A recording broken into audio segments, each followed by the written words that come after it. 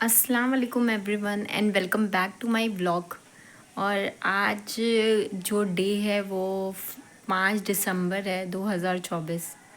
और ये जो डे है, ईयर की बात नहीं कर रही हूँ बट ये मंथ और ये जो डे है ये मेरे लिए बहुत इमोशनल डे है। अब आप लोग सोचेंगे क्यों? क्योंकि इसलिए कि मेरे फादर की आज के दिन इसी महीने में 5 दिसंबर को 2022 को डेथ हुई थी। और वैसे तो मैं ना काफ़ी सारी चीज़ें इमोशनल होती हैं तो वो मैं ज़्यादा शेयर नहीं करती। लोगों का ये रहता है कि पर्सपेक्टिव की शेयर करते नहीं, स्टेटस डालते नहीं, बट मुझे थोड़ा सा अलग सा लगता है, इसीलिए मैं नहीं करती हूँ। बट मैं आपको बता रही हूँ, 5 दिसंबर 2022 को मेरे फादर की डेथ हुई थी। और उससे पहले 2019 में मेरी मैरिज हुई है। तो 2019 से लेके तब भी वो थोड़े बहुत ठीक थे। फर्स्ट कोरोना जब आया, चलिए मैं स्टार्टिंग से स्टार्ट करती हूँ। जब मेरी मैरिज हुई उस टाइम मेरे फादर को मेरी शादी से जस्ट 15 दिन पहले उनकी तबीयत बहुत ज़्यादा ख़राब हो गई थी। उनको एकदम से प्रोस्ट्रेट की दिक्कत शुरू हो गई थी, बेपना टॉयलेट होने लगा था। तो मेरे मम्मी और मेरा भाई कार्ड देने इधर की तरफ रिलेटिव्स को आए हुए थे। एकदम से मेरे डैडी की तबीयत ख़राब हो गई। तो शादी के 15 दिन पहले ही उनको राम मनोहर लोहिया हॉस्पिटल है उसमें एडमिट करवा दिया गया। मैं ही एडमिट करवाई, मैं एम्बुलेंस में लेकर के गई, उनको पूरा उठाया। स्ट्रेचर, उस वक्त इतनी ताकत थी, डैडी को स्ट्रेचर पे लेके गई, सारी बिल्डिंग्स लेकर के गई और डैडी का पूरा वो करवाया, डैडी को पूरा देखा, सब कुछ किया। और मेरे डैडी जो थे वो बहुत बड़े फाइटर थे। मतलब कोई उम्मीद नहीं कर सकता, इतनी बड़ी बड़ी प्रॉब्लम से, इतनी बड़ी बड़ी बीमारियों से वो जूझ करके वापस आ चुके थे। तो हम लोग यही दिमाग में रहता था कि डैडी हॉस्पिटल जा रहे हैं बट डैडी वापस आ जाएंगे, दिमाग में हमेशा रहता था। तो प्रोस्ट्रेट हो गया था उनको। फिर उसके बाद दवा इलाज चला, मैंने भी होम्योपैथी की काफ़ी दवाएं वो की और आयुर्वेदिक भी ट्राई किया कि वो सही हो जाएं। क्योंकि डॉक्टर से हम लोगों ने ऑपरेशन की बात की थी तो डॉक्टर ने बोला इस उम्र में इनको ऑपरेशन करवाना खतरे से खाली नहीं है, तो इसलिए नहीं हुआ। इवन आप लोग को बताऊं, सबसे बुरी चीज़ थी कि मेरे डैडी जो थे वो मेरी शादी के दिन वो शामिल नहीं हो पाए थे, क्योंकि उस दिन भी उनको प्रोस्टेट की प्रॉब्लम जो थी वो काफ़ी स्टार्ट हो गई थी, जिसकी वजह से वो शादी में शामिल नहीं हो पाए थे। शादी हो गई मेरी, उसके बाद वो वहाँ से आए, मतलब कि फिर मैं बनारस आ गई। मेरा दिमाग वहीं लगा रहता था कि कैसे ठीक हो जाए, क्या हो जाए। मेरा भाई जो है बड़ा वाला, मेरी मम्मी, बहुत किया उन लोगों ने, बहुत किया, बहुत किया। मेरे छोटे वाले भाई ने भी किया। मेरा भाई तो, बड़ा वाला भाई तो डैडी का लैट्रिन बाथरूम, मम्मी भी लैट्रिन बाथरूम का। फिर 2020 तक, कोरोना तक वो बिल्कुल सही थे। और उनकी बर्थडे वर्डे भी, मेरा छोटा वाला भाई है वो हर ओकेशन सेलिब्रेट करता है, हर ओकेशन वो सेलिब्रेट करता है। तो डैडी की बर्थडे भी सेलिब्रेट की, मैं भी उसकी फ़ोटोज़ आपसे शेयर करूँगी।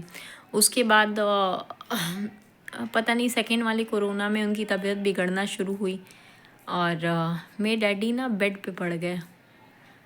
उससे रिलेटेड मैंने उससे रिलेटेड कई, मतलब कि इतना मेट्रो हार्ट हॉस्पिटल में उनको एडमिट कराना पड़ा, क्योंकि पता नहीं क्या हुआ उनको। प्रोस्टेट की तो दिक्कत थी, मगर पता नहीं कब उनको स्टमक अल्सर हो गया और हम लोग को पता भी नहीं चला। बस वो खाना पीना, पहले बहुत शौकीन थे मेरे डैडी खाना खाने के, बट उन्होंने एकदम से जब खाना पीना छोड़ा तो हम लोग को लगा शायद दवा के असर से छोड़ लें। तो हम लोग खिलाते थे ज़बरदस्ती ज़िद करके कि डैडी खाइए खाइए, बट हम लोग को पता नहीं था कि अंदर ही अंदर उनको स्टमक अल्सर हो गया है। फिर एक दिन उनको खून की उल्टियाँ हो गई, तो इमरजेंसी में उनको फिर एडमिट करवाया गया मेट्रो हार्ट हॉस्पिटल, जो शादीपुर में है दिल्ली में, वहाँ पे एडमिट करवाया गया। वहाँ पे मतलब बहुत कॉस्ट था। मेरा भाई इकलौता कमाने वाला, मम्मी हाउसवाइफ हैं, तो उतना पैसा नहीं हो पा रहा था। तो अब किस्मत समझिए या मेरी डैडी की मतलब उनकी अच्छाई समझिए कि मेरे डैडी को मतलब कि मैंने एक वीडियो डाली जिसमें मुझे मतलब कोई भी सरकारी हॉस्पिटल डैडी को ले नहीं रहा था, एडमिट नहीं कर रहा था। उनको अर्जेंट बेसिस पे एंडोस्कोपी की रिक्वायरमेंट थी। बड़े बड़े हॉस्पिटल BL कपूर ये वो सारे बहुत पैसा ले रहे थे। जब देखते हैं इमरजेंसी में एम्बुलेंस में बाहर बंदा खड़ा है तो इतना पैकेज, हम लोग के पास उतना पैसा नहीं था। फिर मैंने इमोशनल होकर के एक वीडियो अपलोड की अरविंद केजरीवाल जी को। अरविंद केजरीवाल जी को मैंने उनको मतलब कि उनको नोटिस कराया। मतलब उस वीडियो में बोला कि सर हम लोग के पास इतना पैसा नहीं है, मेरे पापा को ऐसे हो गया है, आप प्लीज़ हम लोग की हेल्प कीजिए। मुझे पता नहीं था। ट्विटर में मैंने बहुत साल पहले 2 वीडियोस डाली थी, बट उसके बाद मैंने एकदम से ट्विटर के बंद सुना। मैंने ट्विटर पे वीडियो वो डाल दी, और वीडियो का मुझे पता नहीं था। मुझे लगा कि कौन देखेगा कौन सुनेगा, मगर मेरे डैडी की किस्मत समझिए कि उनको कुछ साल और हम लोग के पास रहना था। तो उन्होंने डैडी ने मतलब रातों रात वो वीडियो वायरल हो गई। इतनी वीडियो वो वायरल हो गई कि दिल्ली तक है एक न्यूज़ चैनल, उस पे तक वो मेरी वीडियो आई थी कि अरविंद केजरीवाल से मैंने मदद मांगी। और मेरे डैडी को लोकनायक हॉस्पिटल में स्पेशल ICU में उनको कई दिन रखा गया। उनको प्रॉपर इलाज मिला। जो हेल्थ से रिलेटेड शालीन मित्रा सर हैं, उन्होंने प्रॉपर उनको मतलब कि मेरी बात सुनी, मुझसे कांटेक्ट किया। मुझे ऐसा फील नहीं होने दिया कि वो मिनिस्टर हैं और मैं एक नॉर्मल इंसान हूँ। उन्होंने प्रॉपर फॉलो अप किया। मेरे डैडी को ICU में एक बेड लगवाया। अच्छे अच्छे डॉक्टरों ने, डॉक्टर हरप्रीत है और भी बहुत अच्छे अच्छे डॉक्टरों ने उनको ये दवा इलाज किया, चीज़ें की। फिर मतलब अब वो उनके बदन में जान नहीं बची हुई थी। एंडोस्कोपी भी हुई, ये हुआ, सब कुछ हुआ, दवा भी बहुत सारी उनको चढ़ी, मगर इतना पानी चढ़ रहा था कि उनकी नसें नहीं मिल रही थी। हाथ के में उनकी पहले डाला गया। वो बोलना छोड़ दिए थे, डैडी जो थे बोलना छोड़ दिए थे, बोलते नहीं थे, बस आ ओ, बस किसी को पहचानना बंद कर दिए थे। मेरा छोटा वाला भाई भी ड्यूटी देता था, बड़ा वाला भाई भी बहुत कुछ करता था। उनके एक हाथ में उनको पहले लगाया गया ग्लूकोज, काफ़ी दिन हो गया। फिर उसके बाद लेफ्ट हैंड में लगाया गया, फिर पैर में लगाया गया, दाएं पैर में, फिर बाएं पैर में लगाया गया। कुछ भी दर्द होता था तो बोल नहीं पाते थे, बता नहीं पाते थे डॉक्टर्स को। फिर उसके बाद मेरे पास भी छोटी सी बच्ची थी, मैं नहीं हॉस्पिटल में जाके ड्यूटी दे पाती थी डैडी के लिए।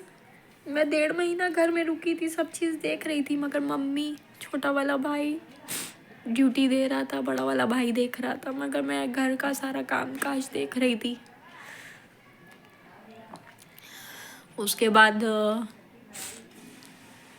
जब उनके यहाँ पे मतलब कि ग्लूकोज चढ़ाने की बात हुई, क्योंकि बाकी सारी नसें इतने दिन लगे ख़राब हो रही थी, तो हम लोगों ने तब मना कर दिया कि शायद डैडी को बहुत ज़्यादा तकलीफ़ हो रही है, कुछ बोल नहीं रहे हैं वो।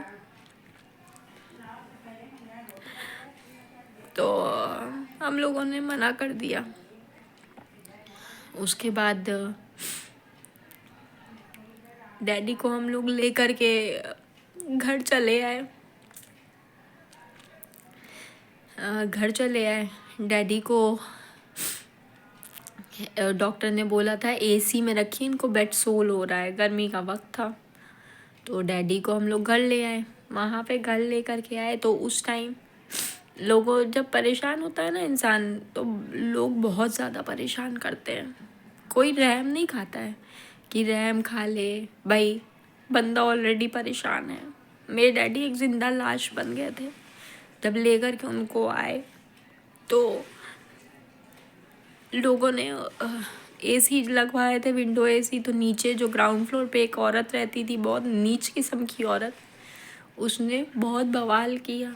पुलिस को किया कि हम लोग को कुछ नहीं करने दिया, बड़ी मुश्किल से एसी लगवाया। फिर डॉक्टर ने उनको धूप के लिए भी बोला था। तो ऊपर की तरफ हम लोग छोटा सा कमरा बनवा रहे थे जिसमें डैडी को मेरे धूप वूप लग जाती। तो उसके लिए उस सबों ने एप्लीकेशन दे के पूरा घर ही तोड़वा दिया। पानी की टंकी वंकी सब तोड़वा दी। मेरे डैडी सही हो गए थे, मगर वो सब नीच लोगों की वजह से मेरे डैडी को गंदा पानी मिला, वापस से उनका स्टमक अल्सर बढ़ गया। काफ़ी दिन बेड पे थे और काफ़ी दिन बेड पे थे। मेरा भाई जो है बड़ा वाला, मम्मी बहुत करती थी, बहुत करते थे इन लोग। लैट्रिन बाथरूम साफ़ करना, पोंछना, ये करना। डैडी को सबसे ख़राब बात है, आप लोग को मैं बताऊं कि इंसान को तकलीफ़ हो रही है, वो बता नहीं पा रहा है। ना हाथ हिला पा रहा है, ना पैर हिला पा रहा है। सबसे ख़राब चीज़ वो थी जब एक दिन मैं गई डैडी के, मतलब यहाँ से जब मैं अपने ससुराल से गई डैडी के वहाँ पे, तो डैडी को देखा कि डैडी का हाथ को पूरा चूहा ये वाली उंगलियों को काट गया है। और वो भी वो चिल्ला के बता नहीं पाया। तो मुझे बहुत तकलीफ़ हुई अंदर से कि अल्लाह पाक ऐसे ही ज़िंदगी किसी को मत दीजिए जैसी ज़िंदगी मेरे डैडी झेल रहे हैं। उस दिन मैंने दुआ किया कि अल्लाह पाक इस तकलीफ पे डैडी को निजात दिला दीजिए, क्योंकि उनकी ज़िंदगी जो थी वो मौत के बराबर थी। कोई खिला दे तो वो खा ले, नहीं खिलाए तो नहीं खाए। प्यास लग रही है तो बता दे, नहीं प्यास लग रही है तो भी नहीं बता पाए। बहुत दिक्कत होती है। अल्लाह पाक इस ज़िंदगी से अच्छा तो है मौत दे दे इंसान को। वो औरत जो नीचे रहती, वो नीचे एक नंबर की, उसने मेरे पानी की टंकी वंकी तोड़वा दी, जिसके चक्कर में मेरे भाई को भी अपेंडिक्स का इन्फेक्शन हो गया था। अपेंडिक्स का ऑपरेशन रातों रात करवाना पड़ा। मेरे डैडी की वापस से स्टमक अल्सर बढ़ गया, उनको खून की उल्टियाँ शुरू हो गई। कब डैडी हम लोग को छोड़ के चले गए कुछ पता नहीं लगा। मेरे हस्बैंड मेरे डैडी से बहुत प्यार करते थे। अगर मेरे ससुराल वालों ने एक बार भी मेरे डैडी का इंतकाल हुआ, एक बार भी पूछा नहीं,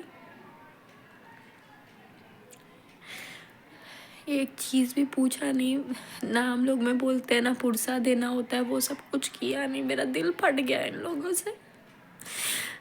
सोचा था कि भाई मैं भी नहीं करूँगी, मगर है हम लोग मुसलमान, किसी के जनाजे कि किसी की मिट्टी के ऊपर बदला नहीं लेते। तो भाई मैं तो इस्लाम फॉलो करती हूँ, तो फिर नहीं लेते वही चीज़। तो मैंने तो सब कुछ, मेरे ससुर का इंतकाल हुआ, मैंने A to Z सारा काम किया, सारा काम किया। मगर मेरे पापा के लिए रिश्तेदार लोग भी एक नाम के धब्बा, लोग मिट्टी में सोचिए दूर दूर से चले आते हैं, मगर रिश्तेदार हम लोग के नहीं आए। ना 40वें के पहले कोई आया, ना मेरे ससुराल वालों ने एक बार फ़ोन करके पूछा। बल्कि मैं जब घर पे आई तो मुझे टॉर्चर करने में कोई कसर नहीं छोड़ी। बहुत झेला है, बहुत झेला है मेरे डैडी ने। अल्लाह पाक उनको जन्नत अता फरमाए, जन्नतुल फिरदौस अता फरमाए अल्लाह पाक उनको। आप लोग भी दुआ कीजिएगा मेरे डैडी के लिए। आज उनके इंतकाल को 2 साल हो गया है। हम लोग भी उनकी इतनी लायक औलाद नहीं, जितना हो पाया किया, मगर उतना नहीं कर पाए जितना करना चाहिए था। हमारे डैडी को अल्लाह पाक जन्नतुल फिरदौस अता फरमाए। उन्होंने इस दुनिया में बहुत तकलीफ़ें झेली, अल्लाह पाक उनको उतनी खुशियाँ ऊपर दे, उनको ऊपर कोई तकलीफ़ ना दे, बस यही है। इन माँ बाप जब घर में रहते हैं, साथ रहते हैं, तो पता नहीं लगता, जब वो छोड़ के चले जाते हैं तब पता लगता है। डैडी से लड़ते भी थे, झगड़ते भी थे, सब कुछ करते थे। मेरे डैडी हमसे बहुत प्यार करते थे, हम बहुत बोल भी देते थे, मगर कभी बिटिया बिटिया बिटिया बिटिया करते रहते थे। बाकी कुछ नहीं, आप लोग दुआ कीजिएगा कि मेरे डैडी को जन्नतुल फिरदौस अल्लाह पाक अता फरमाए। आमीन सुम्मा आमीन। और बस यही था, एक कोई है नहीं बात करने वाला मेरे साथ, ये सब चीज़ सब लोग को अपनी अपनी पड़ी है, तो इसलिए मैंने आप लोगों के साथ ये चीज़ शेयर की। और इमोशनल होने का कोई मोटिव भी नहीं था, बट बात करते करते वो सब चीज़ें सामने आने लगती है ना, तो दिमाग से वही सब पिक्चर आने लगती है, तो वही इमोशनल हो गई मैं। बाकी भाई अरविंद केजरीवाल जी ने बहुत मदद की, शैलीन मित्रा सर ने। भाई पैसा नहीं था मेरे पास, मगर मेरे डैडी की इतना दवा इलाज करवाया, क्योंकि 2 दिन वो मेट्रो हार्ट हॉस्पिटल में थे, 1.5-2 लाख लग गया था। और वहाँ पे तो कितने दिन, महीने, 1-1.5 महीना थे वहाँ पे। सोचिए कितना, अगर प्राइवेट होता तो कितना लग जाता। उन लोगों ने बहुत किया, अल्लाह उन लोग को भी अता फरमाया।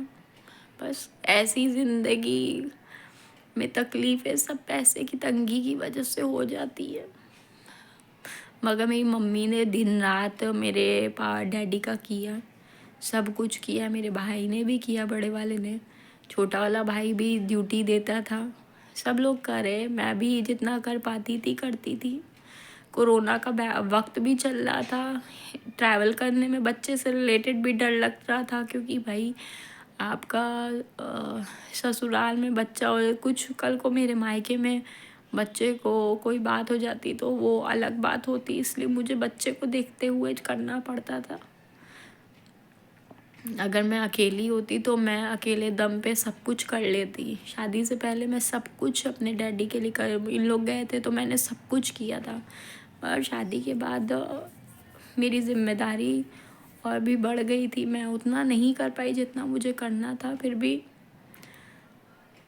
जितना किया मैंने, कोशिश की कि मैं अपने डैडी को पूरे तरीके से बचा लूँ, मगर मुझे हमेशा से यकीन था कि वो जाएंगे, वापस आ जाएंगे, क्योंकि वो बड़ी से बड़ी बीमारी को मात दे करके चले आते थे।